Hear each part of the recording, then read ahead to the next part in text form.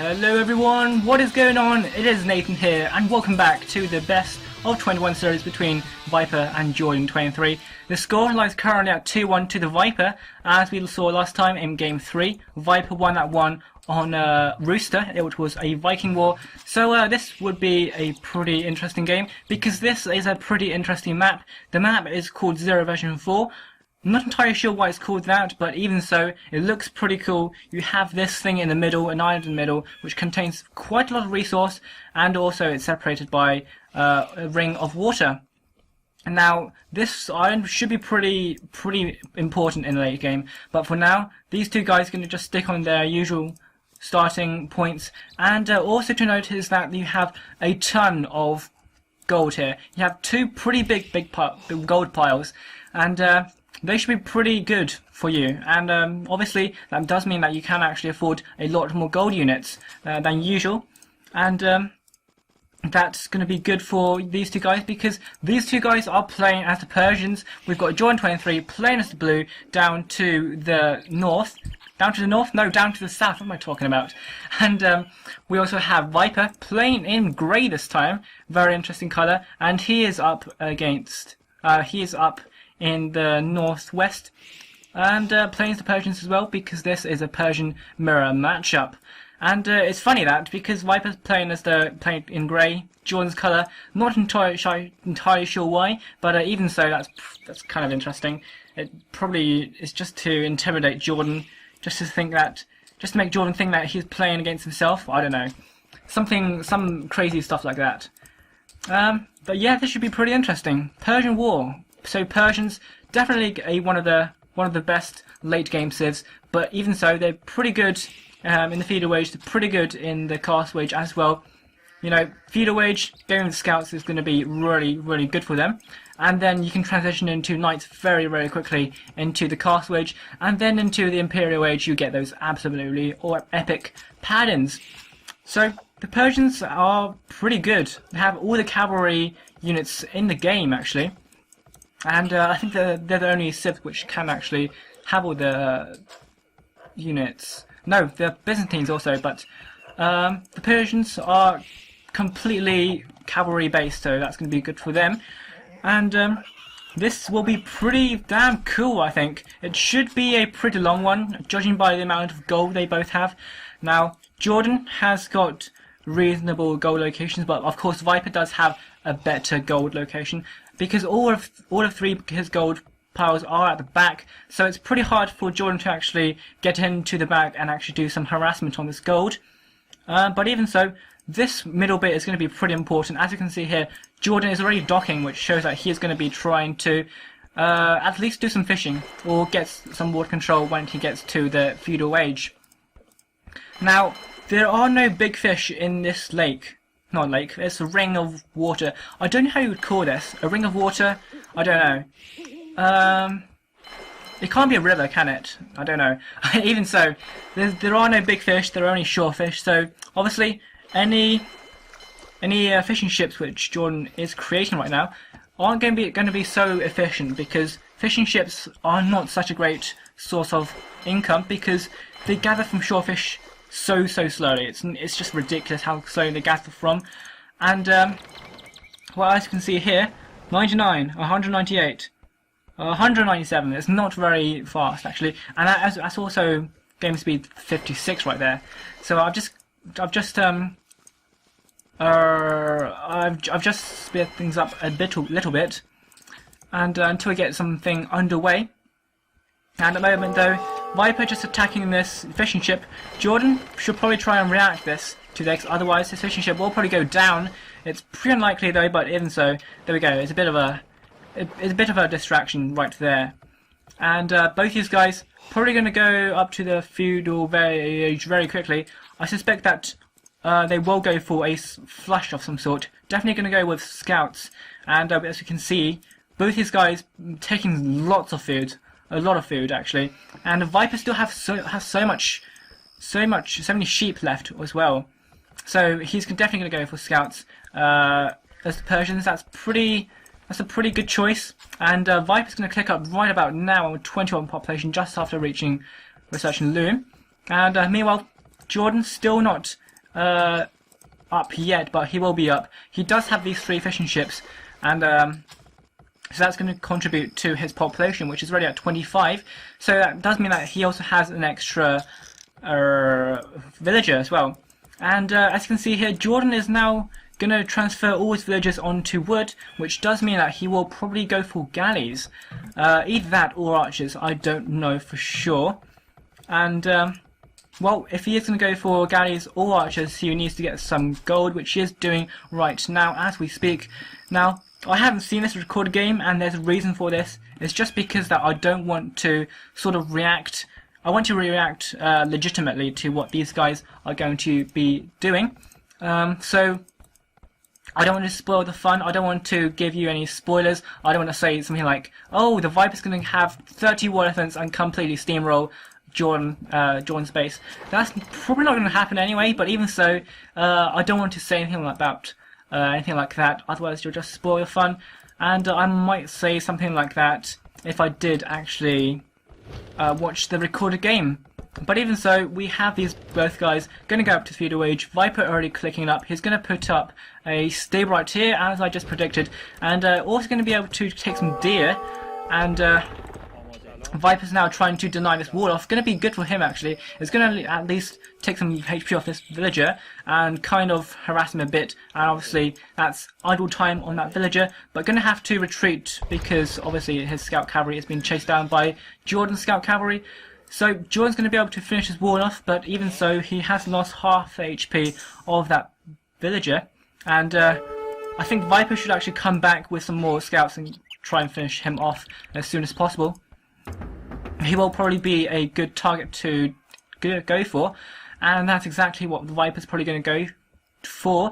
And JorDan's continuing to wall off here, big time, man. And well, JorDan's going to come here with 1 scout. He's probably not going to try and actually attack because this scout is fairly low on HP, and he's probably going to try and get some more scouts coming, which he is currently doing. He's currently still producing more scouts, and going to be able to stream them across the map towards Viper JorDan's base. And yeah, he will probably be able to take these guys down to Chinatown. And yeah, this is not going to be good for JorDan. He's going to lose 2 villagers instantly right here. Not going to be good stuff for him. And there we go. These 2 villagers gone down in an instance. And this is bad for JorDan. He's lost 2 villagers so quickly in the early feudal age, and he's going to be in a bit of trouble because 2 villagers gone down in the feudal age is quite a lot actually. It's quite significant. And we've got a bit of a spearman on spearman action. Going to be great to see who wins this. No, it's not, and it's not going to be very interesting. But Viper's going to try and find a way through here, not having so much luck at the moment. He will try to get through here maybe, but then again, there are these 3 spearmen just protecting his base, which is going to be pretty hard for the Viper to micro against. And well, JorDan's got a pretty interesting map. It's very wallable actually. It's so wallable in fact. But even so, both these guys have pretty decent wallable maps, obviously with so much wood here as well. Decent forest locations, it's just great. I think this map is actually a pretty darn good map. It's very interesting indeed, and it was picked by them by a few guys who actually sponsored this entire tournament. So I think these kind of maps are going to happen every 4 games or so. I don't know. I think so. But I will inform you what's going to happen in a few games' time. Even so, Viper is in here onto his gold. He's going to get some more villagers, it seems, or either that he's just going to skirt around the edges to try and find what he can see, or see what he can find even. And wow, JorDan is going to have a transport ship. Viper's going to see this, it seems. Viper has definitely seen this right here. We can see right here, and well, he's going to try and go back to his own base right here as JorDan goes to get this transport ship or whatever to Viper's base. And he's got 4 archers in there, I think. Not sure if fetching is done. I think not. I think he is. No, I think it's done because he does not have a whole lot of food in the bank. So 4 archers, probably going to have +1. Yeah, +1. +1 attack and +1 defense. That's going to be good for him. It does mean that he's able to efficiently harass more effectively. Obviously, 4 + 1, that's 5. Times these 4 archers, so that's going to be 20 attack per volley. So that's going to take down a villager in 2-3 volleys. That's going to be good for him indeed. And he is in right here. Going to get chased down by a scout, but the scout is going to get taken down very quickly indeed, just for out from a few volleys. And going to get a few more villagers as well. And there's one down. Hopefully he can get another. There are no villagers which are currently hurt, but wow. JorDan is kind of getting cleaned up right here. These skirmishes are completely just devastating him. And to be honest, there aren't really enough archers to really kill any villagers. There are probably enough to actually just harass some stuff. But apart from that, they can't really kill. Even so, JorDan does have fletching, Viper does not, so he can actually try to micro like crazy around this hill and try and take them out, but he probably won't have the, he probably won't use the effort to do that. Anyway, but I feel like JorDan's going to try and go for another, yeah he is, another transport ship right here, going to get a few more archers across the map and try and do some more damage, and that's going to be good for him. I think, yeah, the Viper's going to go up to the castle wage, actually. He's pretty close to the castle wage. Meanwhile, JorDan is very, very behind. But even so, the Viper is very, very far behind in terms of the population. Also denying that outpost, which is really important, actually. Because that outpost would give Viper the visibility of this shoreline, so that if he sees a landing coming, he will know that a landing is coming, and therefore he can actually prepare a lot sooner. Sooner or later, yeah.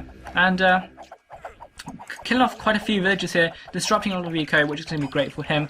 A blacksmith finally coming up for the Viper, and as well as that, he's going to put up a outpost right here. Good stuff for him indeed. But I just feel like JorDan is in a pretty good position, apart from the fact that he is actually very, very far behind, to the castle age research. And well, he does have these archers are in JorDan's base, Viper's base. I count 11 archers. 11 archers, going to be able to one-shot a villager very, very easily indeed, and that is precisely what he will be able to do. At the moment, though, he's just going to go around the edges to try and find what he can see what he can find. Why do I keep saying that? Yeah, and well, he really needs to get to the castle ridge very quickly. Otherwise, I think Viper will get a lot of knights out, because as you can see here, he's already started to take quite a bit of gold right here, and also seeded quite a few farms which were originally needed for that scout cavalry rush. And well, Viper is going to lose quite a few villagers as he's trying to get this watchtower up, taking out quite a lot actually, and JorDan's going to get so many villager kills. It's great for him, but even so, he's lost quite a few archers as well. These skirmishes are really killing JorDan right here, as well as his watchtower, which is going to go up right here. And I don't know if JorDan actually did the damage he wanted to do. I feel like he didn't actually kill so many villagers, but even so, these archers have definitely done quite a bit of damage. As you can see here, well, this section of the eco is pretty damn harassed actually. Viper's up to the castle age, which means that he will be going for knights. That's pretty expected stuff as the Persians. 2 stables, going to be producing knights from 2 at a time. So that's going to be able to completely overwhelm what JorDan has, which are just archers for the time being. And, well, the JorDan's going to be up very, very soon. But even so, Viper does have the technological advantage. He will have a lot more knights on the field. And he will probably try and take map control, which is what the Viper loves to have. And I don't know if Viper's going to try... I think Viper's going to try and do a transport ship of his own, because he's got this knights right here. Excuse me. Yeah, transport ship. He's going to be able to transport ship and probably try and transport these knights across the JorDan space just to retaliate. Meanwhile, I just saw a fire right here. Yep, going to get a few going to get a few fishing ship kills. And, well, fires are going to be so great at killing off any ships. They just do so much damage. It's great for just taking water control, which he currently is going to be able to do, actually. And as for that, he's going to be able to get this transport ship all the way to JorDan's map, and definitely going to be able to get some knights into his base to do some lovely little raiding. We'll just see what's going to happen right now. But I think that JorDan's going to try to go for his transport ship as well, but I don't know if he's going to go in, because he's seen that the Viper has got some guys here, and well, the upgrades are pretty much even for both these guys, except for the fact that JorDan does have bloodlines and the Viper does not, which is a pretty important upgrade if you ask me. And meanwhile, we've got a bit of a fire war. It's great. And yeah, and well, I don't know. Viper seems really reluctant to try and actually engage here. I think he will have a number to do so, but even so, he will probably lose quite a lot of unnecessary losses because we've got a spearman right here, which is probably the most threatening thing, actually. And well, he's in here, and he's going to be able to destroy these guys very, very quickly indeed. Obviously, knights are pretty much the go-to-go unit of the castle age. You wouldn't be mad not to go for knights, unless you're going for crossbowmen. And we've got camels adding in from JorDan, so that's going to be good for him. I just heard a sneaky demolition ship right there. I missed that. Oh, I'm so pissed with myself. I think, oh man, I just saw that, I think. It was somewhere around here, but even so, I should have seen that. I want to see that. That would be amazing. I love demolition ships. And, well, we'll see if anybody else adds in another demolition ship. I don't know who added it in, but, well, Viper's making him one right now, so maybe I've been him, or it may have just been JorDan, and he's just trying to retaliate with a demolition ship of his own. Who knows? But, even so, JorDan is coming in here, trying to take down this house with his knights. He could actually get through this house very, very quickly indeed. That house is going down very quickly to Chinatown. It's going to be on fire right now. And, well, JorDan will not be expecting a demolition ship right here. He probably will be... I don't know, it's going to be awesome. I'm going to have a look at this. Yes, Barbecue Turpin would be proud. Viper coming in here, destroying one fire ship already, and another one going to go down very, very quickly indeed to these fires. But anyway, the main battle's here. Viper is going to be in a bit of trouble because there's a huge army right here, and he can only defend with skirmishes and a couple of cavalry right here, which certainly isn't going to be enough to combat what JorDan has. And well, Viper's going to try and defend, but JorDan's going to try and get into the eco. Going to be able to take down a few villages, but there's a monk right here, and monks are going to be great at converting. And I think I just heard a conversion right there. Not entirely sure if I did, but I definitely heard something. But I don't know. I think JorDan's actually going to lose the majority of his army actually. Obviously, camels aren't really a great training unit. They don't have a lot of pierce armor. In fact, they don't have 0 base pierce armor. And I think JorDan just lost so many units right there. So many blue guys gone down right there. So that wasn't so good for him. That was a pretty bad engagement actually. And well, Viper's adding in his second watch town, third even. Well, Watchtown? What am I talking about? Town Watch, no! What's it called? Town Centre, it's right here. I can't even speak. Third Town Centre for Viper. Meanwhile, JorDan is on the 4, it seems, actually. He's got 4 Town Centres right here. And, well, that's going to be good for him. It does mean that he can actually get that huge, lovely, boom out, which is going to be really good, especially the Persians. The Persians are arguably one of the best, late-game civs. The Persians, along with the Turks and the Saracens and the Koreans and the Mongols and the Franks and the Spanish, they're all really powerful civs in late game. They're so powerful. And the Persians are definitely one of them. So we will expect them to get to the Imperial Age very quickly, judging by the amount of economy that both these guys are actually going to go for. So I feel like we won't actually see a lot of action. I don't think we'll see any major action.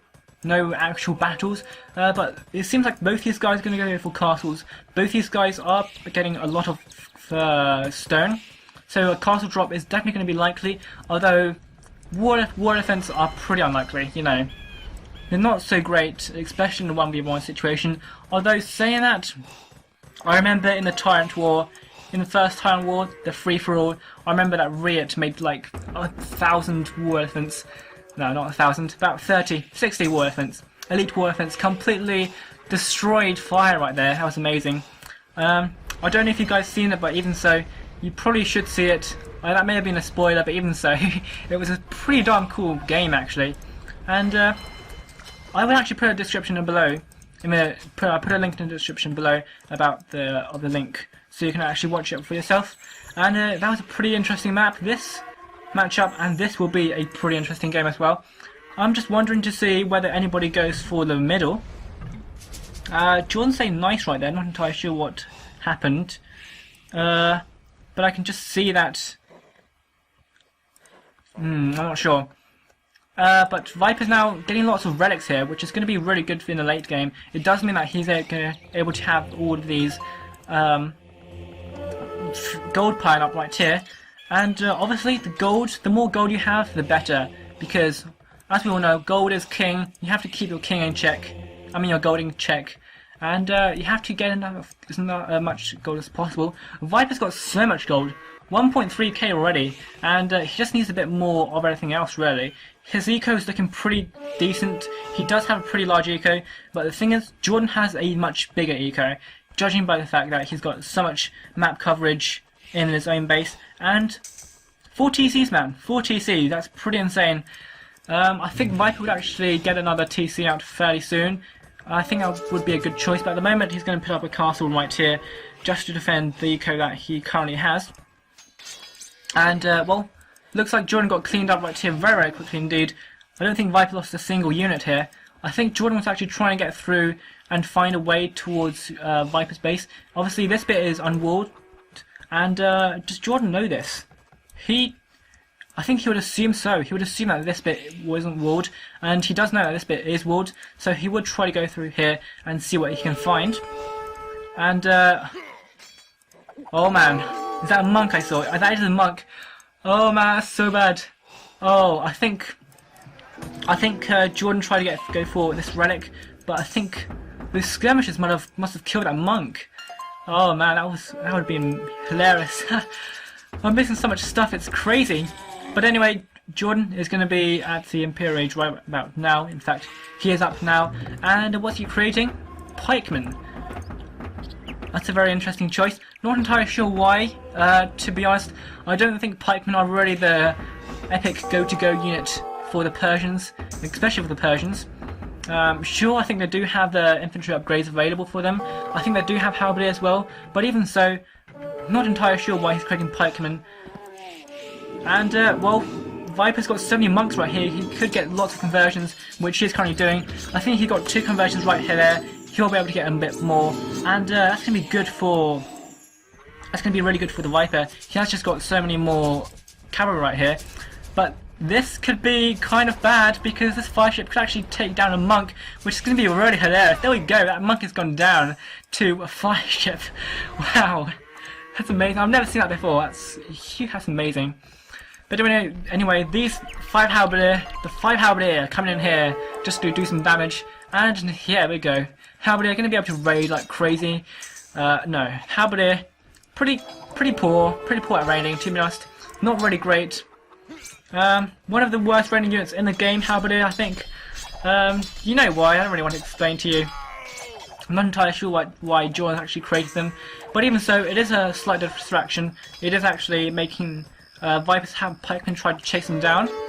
And it just gives JorDan the kind of the access to get into Viper's base, and Viper's up to Imperial Age as well even.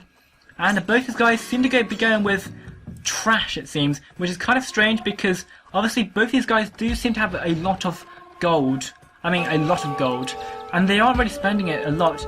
And oh, that's not really good for JorDan. Top tip for anyone out there: if you are sending in capped rams to attack an enemy base, don't send them out alone, because they will get completely mauled down by villagers and any other melee units. And that's pretty interesting. It's pretty funny stuff. But both these guys are just investing so much into trash right here. Trash and siege is what JorDan's going to go for, and pretty much nothing else. He's just spamming those halbs right here, and well, it seems like that's what Viper's doing as well. Putting up a castle right here is going to be a good thing to do. It will secure this eco in the middle, and that's probably the most prime location you can ever have. As you can see here right on the minimap, that's pretty darn central actually. It's pretty darn central. And I just saw a failed wall off here by JorDan. I don't think he should have actually walled this. There wasn't really any point because he was kind of walled here anyway. Apart from this bit, but even so, it doesn't really matter. And yeah, This is kind of strange. I don't know why both these guys are going for just halberdier. I think with so many halberdier on the field, it would be wise for any of these guys to go for hand cannons or anything like that, which is actually what Viper's gone for. And he probably has some trebuchets in this castle. Let's see. Okay, a villager in this castle. And, well, a Manganera's out for JorDan. He's going to be able to do so much damage with this. Going to be able to flatten these hand cannons if Viper doesn't micro this like crazy. But that's exactly what Viper's doing. He is the king of the micro. King of microing, so that's exactly what he can do best. And, well, JorDan's pushing in right here, and, man, he's killed off so much stuff. He's destroyed this entire eco right here. It's pretty much a wasteland right here. And if this castle goes down, which is going to be really likely, then it's going to give JorDan an open road to the rest of this eco. And man, these Mangonels doing so much damage to Viper right here, killing off so many units. And I wouldn't be surprised. There we go, oranges done.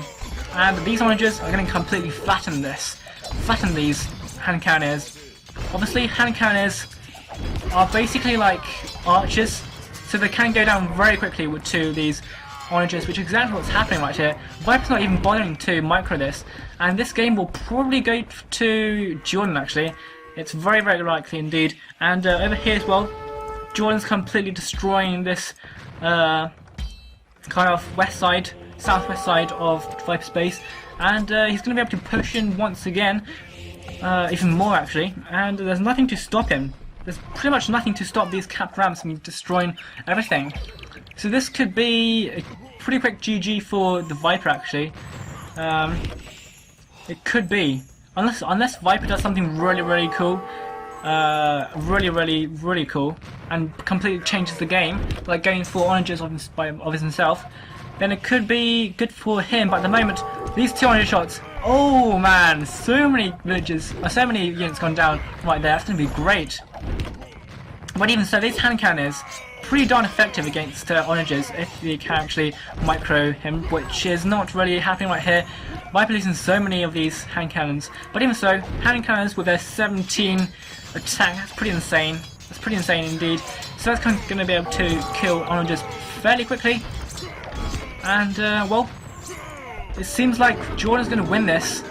I don't want to call it, but it does seem like JorDan's going to win this. Viper's actually trying to rebuild on the north, but it's not going to be so great. It's going to be a matter of time before he decides to GG.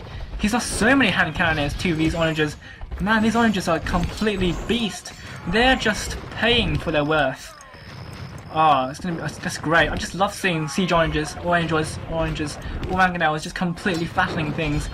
It's probably the most satisfying thing of AOC. It's great. Yeah, it's great. And not much what to say really, but Viper with 2.7k gold. Man, that's crazy. I don't know why he has so much gold right here. I'm not entirely sure why. That's 2.7k. That's pretty insane. That's even more insane than his rating on Voobly. And there we go. Viper saying GG right here. Well played by JorDan. Viper ended up with like 3.2k gold, which is really, really insane. Not entirely sure why. That's a pretty bad imbalanced eco. Pretty fun actually as well. You could actually create 32 monks and completely converted all of these units. That would have been funny. But even so, JorDan taking that game, making the score currently 2-all. And this is going to be great. They are completely neck and neck. Yeah, it's going to be great. This has been Game 4. This has been NKZStryker Nathan. And I'll see you in Game 5.